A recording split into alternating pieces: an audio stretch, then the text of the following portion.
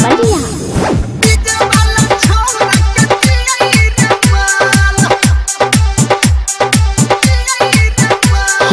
माल माल माल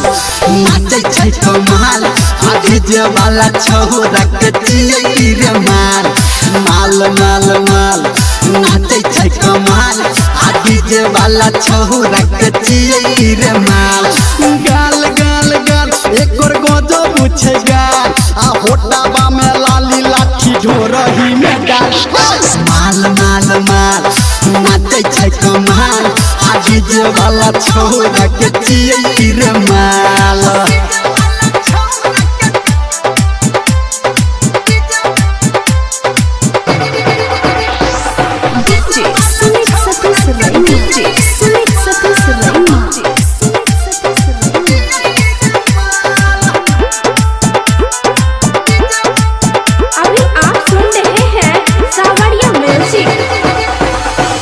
चल चल चकै छै पतली कोमरिया धीरे धीरे बढ़तै रे ट्रोली के गरिया लत लत लत कई छै पतली कोमरिया धीरे धीरे बढ़तै रे ट्रोली के गरिया धीरे धीरे बढ़तै रे ट्रोली के गरिया सबके नजर छै रे छोरी पे टटका सबके नजर छै रे छोरी बेटा टका चोहलै छै जब ई नागिन के चाल माल माल माल नाचे छै कमाल आगे जे वाला छोरा के चियै रे माल माल माल माल नाचे छै कमाल आगे जे वाला छोरा के चियै रे माल।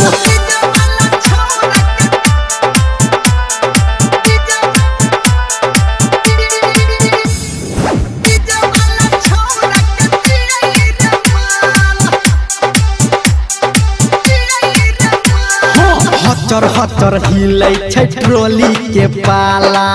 छोरा ऑपरेटर तक देतै भाला हटर हटर हिलै छै ट्रोली के पाला छोरा ऑपरेटर तक देतै भाला छोरा ऑपरेटर तक देतै भाला धर्मेंद्र निर्मलिया कहै छौ सही